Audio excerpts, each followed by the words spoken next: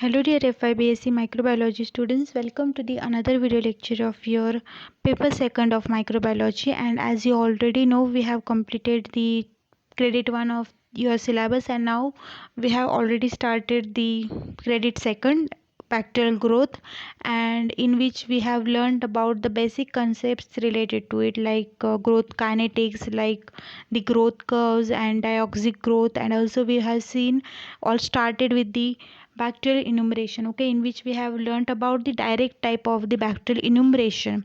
And in this lecture we will start the second type of the enumeration technique that is been employed for the enumeration of bacteria, which is the viable plate count, or the standard plate count method, okay, by which we enumerate the bacteria, okay, directly. So let's start.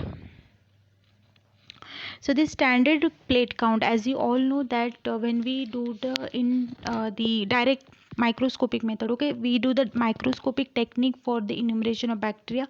I have told you while teaching that when we do the direct microscopic count, we can't enumerate the viable count, okay. हमें directly पता चलता है कि उसमें कितने sales है, but वो dead है या वायबल है, ये चीज़ हमें डिफ्रेंशिएट नहीं हो पाती.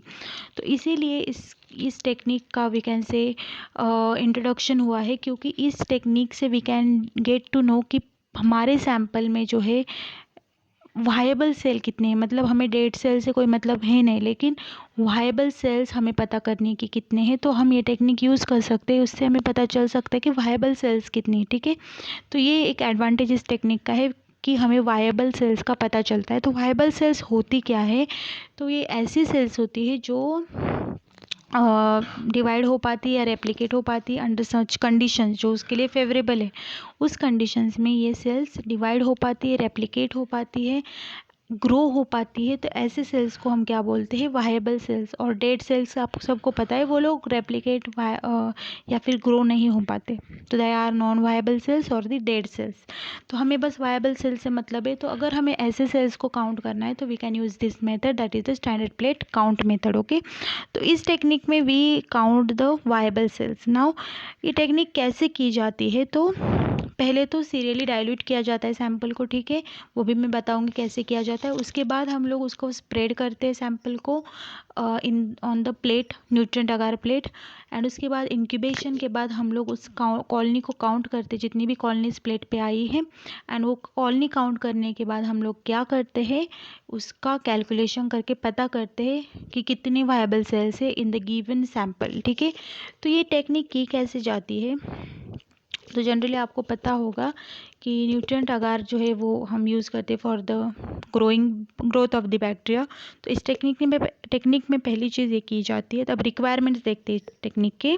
तो स्टेराइल सलाइन आपको लगता है, ठीक है, 6 ट्यूब्स आपने ली है, जिसमें हमने हर ट्यूब में 9 ml सलाइन. अब सलाइन आपको पता होगा, हम डिस्टिल वाटर में जब NaCl डालते हैं तो उसको सलाइन कहते हैं, ठीक है, या फिर हम पानी में नमक जो डालते हैं उसको भी सलाइन कहा जाता है.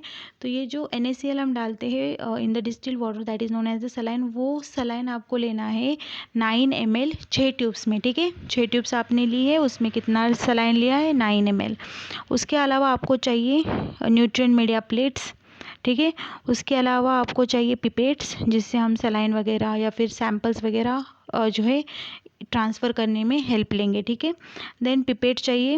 उसके बाद आपको ग्लास रॉड चाहिए, जिससे आप, या फिर उसको स्प्रेडर कहते हैं, वो भी आपको चाहिए, जिससे हम स्प्रेड प्लेट टेक्निक परफॉर्म करने वाले हैं. इसके अलावा आपको चाहिए अल्कोहल एंड वोर्टेक्स, या फिर नहीं चले, वोर्टेक्स नहीं हो तो भी चलेगा, आप लोग मिक्स कर ले सकते हो.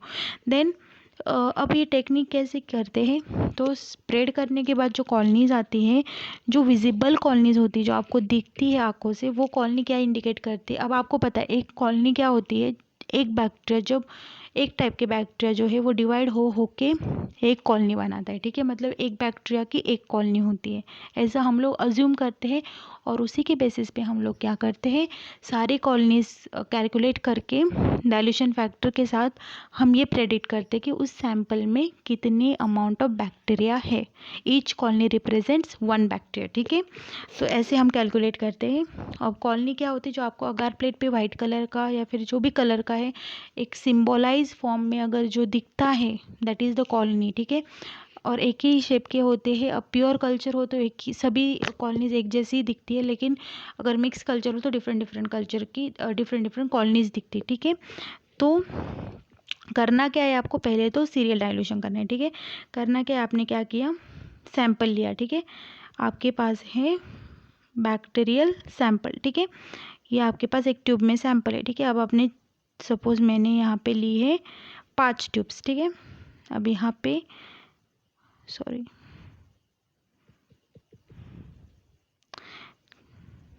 Okay, I will show you with the better colour. तो यहाँ पे अगर आपने ली है सैंपल, ठीक है, अब सैंपल लेने के बाद you are going to, it is not a very dark type, okay, थोड़ा सा डार्क कलर लेते हैं। ओके, ये आपने लिया है सैंपल। ठीक है, इसमें आपका बैक्टीरियल सेल है। ओके, तो इसमें आपने सैंपल लिया है। ठीक है, इसमें क्या है, आपका बैक्टीरिया। ठीक है, जो भी सैंपल है, मिल्क सैंपल है, सॉइल सैंपल है, वाटर सैंपल है, जो भी है। ठीक है, अब आपने ली है 6 ट्यूब्स, जिसमें क्या डाला है आपने, 9 ml सलाइन। ठीक है, हर ट्यूब में कितना सलाइन है, 9 ml सलाइन है। अब आपने क्या किया, 1 ml इस सैंपल से लिया, इस फर्स्ट ट्यूब में डाला। ठीक है, फर्स्ट ट्यूब में डालने के बाद इस ट्यूब में से इसको अच्छे से मिक्स करने के बाद फर्स्ट ट्यूब में से लिया, दूसरे ट्यूब में 1 ml डाला, दूसरे में से फिर से मिक्स करके दूसरे में से लेके तीसरे में, तीसरे में से लेके चौथे में, इसको बोला जाता है सीरियली डाइल्यूशन। मतलब क्या कि ये जो मिक्स सैंपल है, ठीक है, ये जो आपको पहला मिक्स सैंपल है, उससे क्या होगा, मैंने अपने पहले में डाला कितना, 1 ml, तो थोड़े से इससे कम हो गए। ठीक है, पहले में से दूसरे में कम आएंगे बैक्टीरिया, दूसरे में से तीसरे में डालने के बाद तीसरे में और ज़्यादा कम होंगे, डाइल्यूट हो जाएंगे, तीसरे में से चौथे में डालने के बाद और ज़्यादा डाइल्यूट होंगे, लास्ट में शायद बहुत कम होंगे या फिर होंगे भी नहीं। ठीक है, तो ऐसे में हमें पता चल जाता है कि जो सीरियल डाइल्यूशन है उससे क्या होता है कि मिनिमम बैक्टीरिया आती है, और उस डाइल्यूशन फैक्टर से हम इजीली अजम्पशन कर सकते हैं कि कितने बैक्टीरिया होंगे उस पूरे सैंपल में। ठीक है, तो यही टेक्निक आपको परफॉर्म करनी है। ठीक है, अब ये डाइल्यूशन किए मैंने, ठीक है, एक से दूसरे में, दूसरे में। अब ये डाइल्यूशंस कैसे, 10⁻², इसको कहा जाएगा पहले को 10⁻⁻1, दूसरे को कहा जाएगा 10⁻², तीसरे को 10⁻3, चौथे को 10⁻4 एंड पाँचवें को 10⁻5। ठीक है, इसमें कितने होंगे, 1, अब इसका डाइल्यूशन फैक्टर होगा 1:10, दूसरे का होगा 1:100, तीसरे का होगा 1:1000। तो ऐसे कर करके लास्ट तक सपोज 1:1 लाख ऐसा कुछ जाएगा। ठीक है, तो ये कितने ट्यूब्स थे, मैंने 9 ट्यूब्स लिए हैं। ठीक है, अब ये हुआ सीरियल डाइल्यूशन। अब मैंने क्या किया, 6 प्लेट्स ली। ठीक है, 6 प्लेट्स ली, उनको अच्छे से लेबल किया, ये 10⁻1 की है, 10⁻2 की, ये 10⁻3 की। ठीक है, अच्छे से लेबल कर लिया। अब हर ट्यूब में से ठीक है, 10⁻1 की ट्यूब में से 0.1 ml सैंपल लिया यूजिंग द पिपेट, उसको स्प्रेड कर लिया पहले ट्यूब पहले प्लेट पे। ठीक है, दूसरे ट्यूब में से सैंपल लेके जो 10⁻2 की जो ट्यूब है उसको 10⁻2 के प्लेट पे ही स्प्रेड कर लिया। ठीक है, कितना ml, 0.1 ml। तीसरा भी ऐसे ही 10⁻3 के लिए, चौथा 10⁻4 के लिए मैंने स्प्रेड कर लिया। ठीक है, इसके बाद इंक्यूबेट कर लिया। ठीक है, इंक्यूबेशन होने के बाद मुझे इन सब में से बस जो है ये तीनों प्लेट पे अच्छी कॉलोनीज दिखी। ठीक है, ये तीनों प्लेट है, सपोज ये 10⁻2 की, 10⁻3 की एंड 10⁻4 की, इन सब प्लेट्स में मुझे अच्छी कॉलोनीज दिखी। ठीक है, तो मैं ये सिलेक्ट करूँगी। अब ये कॉलोनी जो है मैं काउंट करूँगी कि एक प्लेट पे कितनी कॉलोनीज है। ठीक है, और सपोज मुझे 300 to 400 कॉलोनीज चाहिए और मुझे वो इस प्लेट पे दिख रहे हैं। ठीक है, प्लेट नंबर 2। अब ये कॉलोनीज है सपोज 300। ठीक है, 10⁻2 पे मुझे कितनी कॉलोनीज मिले, 300। ठीक है, अब मैंने क्या किया, इसका कैलकुलेशन किया कि मुझे जो है वायबल काउंट, अब मैं डायरेक्टली सेल नंबर नहीं कह कि 300 है मतलब 300 बैक्टीरिया होंगे, ऐसा मैं कैलकुलेट नहीं करूँगी। तो उसको कॉलोनी फॉर्मिंग यूनिट में कैलकुलेट किया जाता है, जिसका फॉर्मूला है जिसका फॉर्मूला है, here it is given, the number of the colonies, okay, into dilution factor। अब number of colonies suppose I 300। ठीक है, और सपोज डाइल्यूशन फैक्टर आया 10⁻3, तो इसका आएगा कॉलोनी फॉर्मिंग यूनिट 0.3। ठीक है, ये होगा कॉलोनी फॉर्मिंग यूनिट या फिर 3। ठीक है, तो ऐसे कैलकुलेट किया जाता है दी कॉलोनी फॉर्मिंग यूनिट, और कॉलोनी फॉर्मिंग यूनिट से हम लोग प्रेडिक्ट कर सकते हैं कि इतने कॉलोनीज आई है, मतलब इतने इतने सेल होते हैं, ठीक है। कॉलोनी फॉर्मिंग यूनिट मतलब क्या, एक यूनिट में एक बैक्टीरिया हम लोग अज्यूम कर सकते हैं, ठीक है। तो ऐसे किया जाता है। अभी इसका एडवांटेज है कि ईज़िली हम परफॉर्म करते हैं, ठीक है।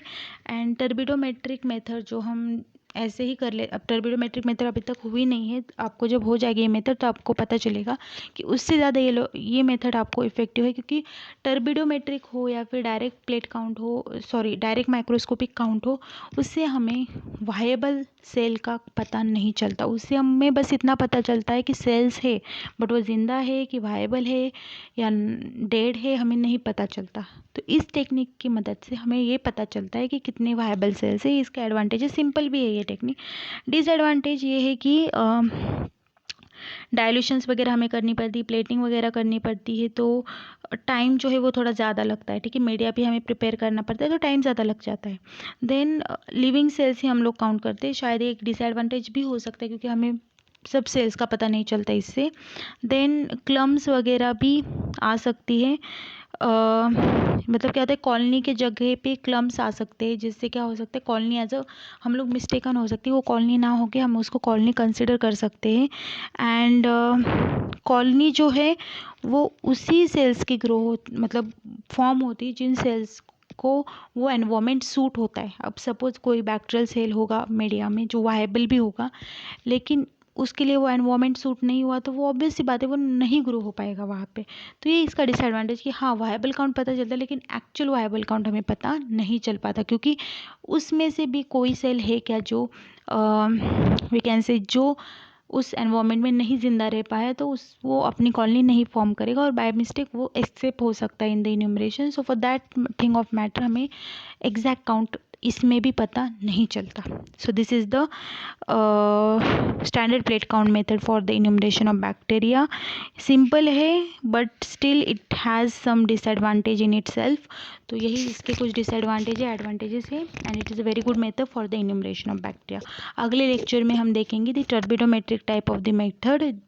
टर्बिडोमेट्रिक मेथड जो होती है वो इनडायरेक्ट मेथड होती है for the enumeration of bacteria. वो हम स्टडी करेंगे in the next lecture. Okay, take care and yes, keep watching, and if you have any doubt related to any point, ask me, okay, without any hesitation. Okay, thank you, take care.